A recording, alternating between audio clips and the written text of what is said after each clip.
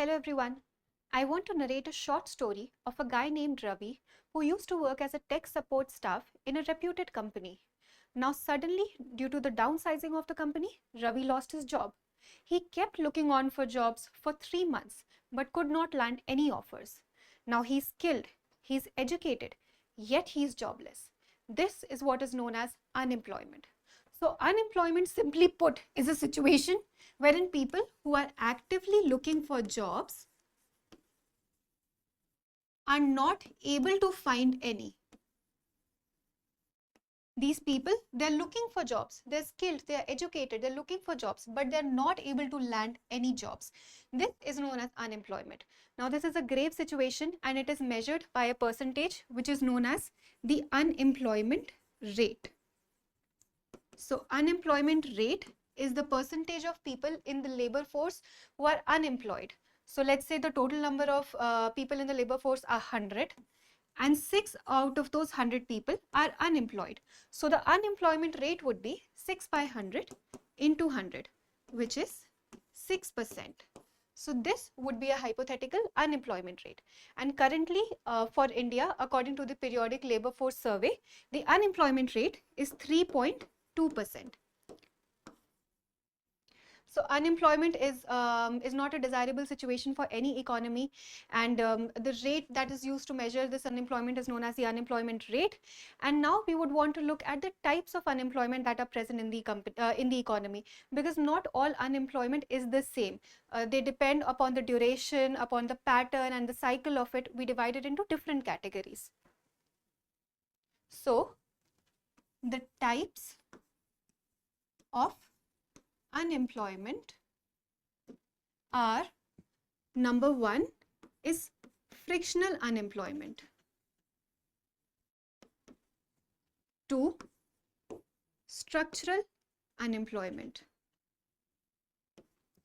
3 cyclical unemployment, 4 seasonal unemployment, 5 disguised unemployment, and 6th is your technological unemployment. So these are the 6 types of unemployment that are prevalent in an economy, and we look at all of them. So frictional unemployment is the most natural kind of unemployment, and honestly it's not that bad. It's a sign of a healthy economy. So let's say there is a transition period where people are moving between jobs.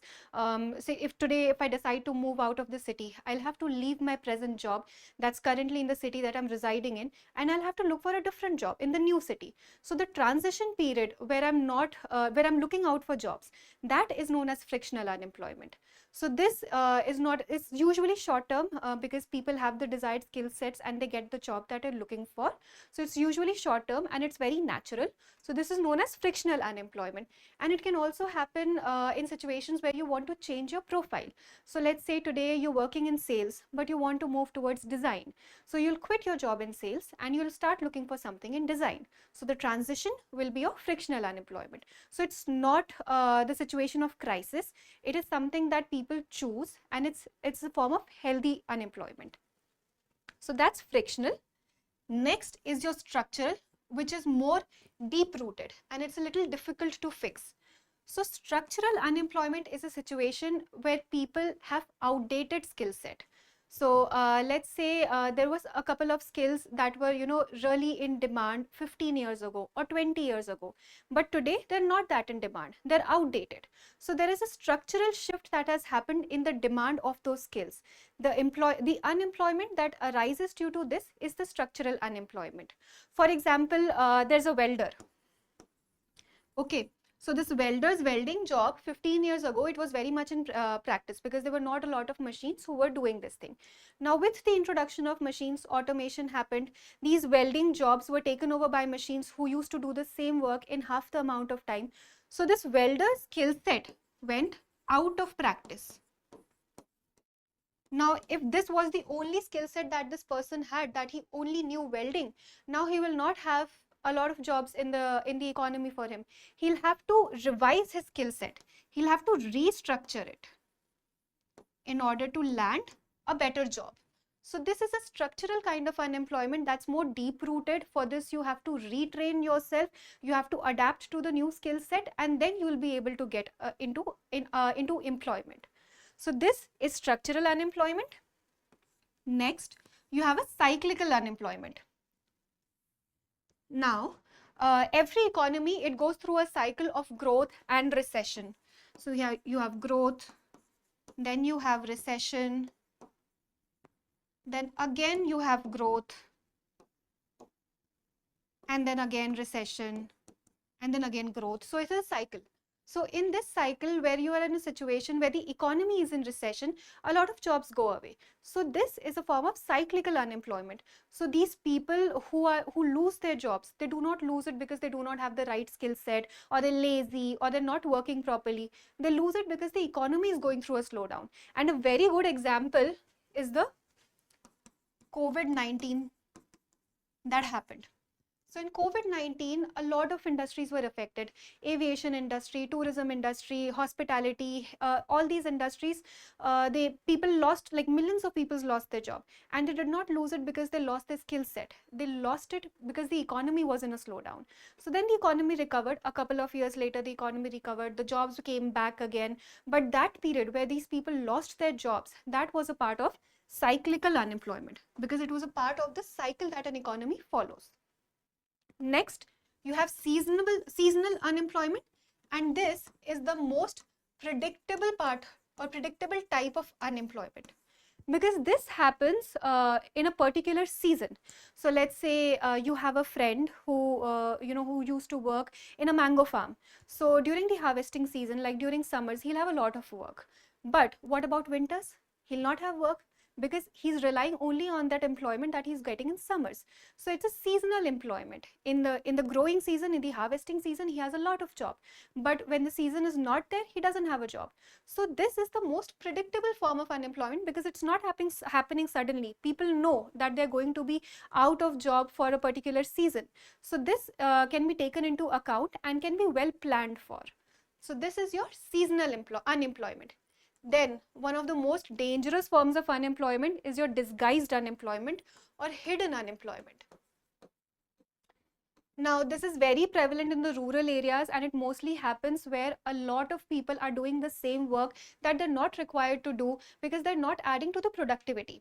So let's say you visit a village, and in a village there's a family of 6 people and they own a tiny farm. So there are 6 people who are working on this tiny farm. They're all employed, they're working on the same farm. But practically, this work could easily be done by only 2 people. So 2 people were sufficient to work on this farm because the land size was not that much. But still 6 people are doing it. So technically they're all employed. But are they adding to the productivity? No.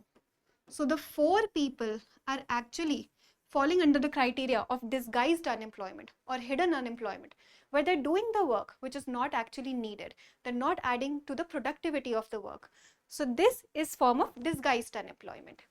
And then you have a very recent kind of unemployment, which is your technological unemployment.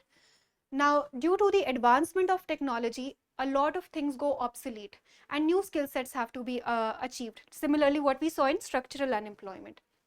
So in disguised unemployment, let's say when machines come into picture or AI comes into picture, they start doing that work at half the time and at a lower cost. They don't, just think of it this way, machines do not need salaries, right? They'll not go on leaves. So all these things will be taken into account, and the jobs of those people who were performing these things can go obsolete. So let's say very recently, I was visiting Burger King. Now at Burger King, there were these kiosks where you could automatically just place your order.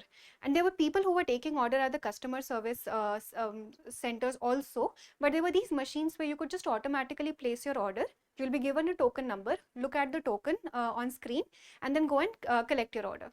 So don't you think going forward, the job of these customer service agents could also be in danger?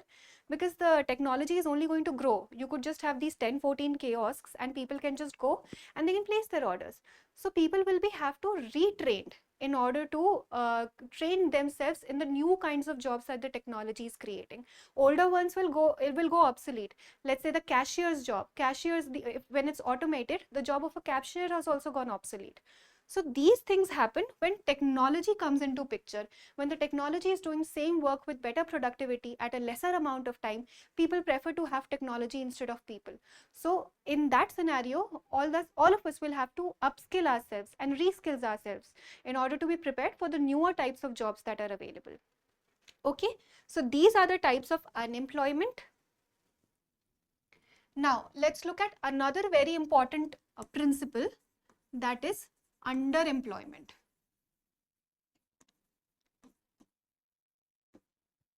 This is also something that is very prevalent and it often goes unnoticed.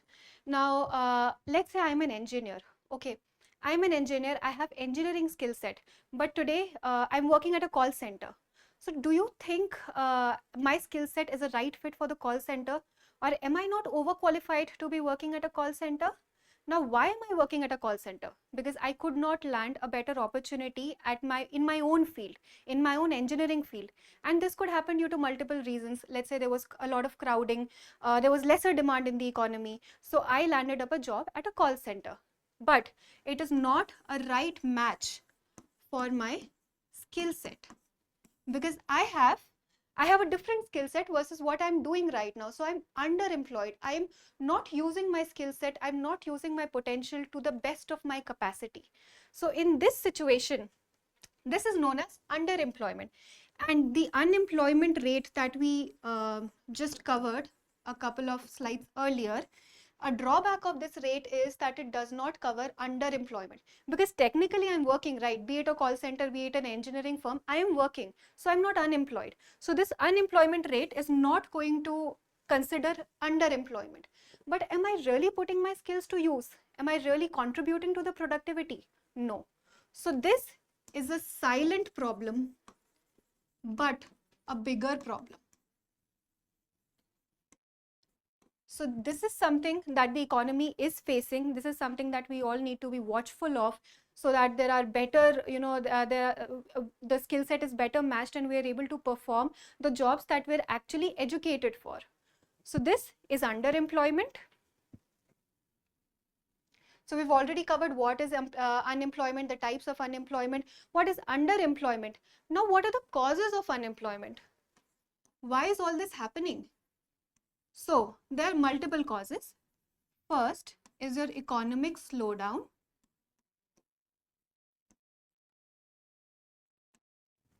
Then could be automation and AI. Next could be outsourcing of jobs. Then you could also have government inefficiency. And a very important, education mismatch. Let's look at all of these one by one. Economic slowdown. When the economy is in recession, when the jobs are not, when there's not a lot of demand in the economy, what is economic slowdown? That the demand is less. Hence, the demand is less. Hence, the production is less. Hence, the businesses are not hiring new people. Instead, they're firing people because there's not a lot of production in the economy. So they're firing people. And this is a reason of your unemployment. A lot of people are losing their jobs. The example that we saw in COVID-19. So economic slowdown can be a problem, can be a potential cause for your unemployment.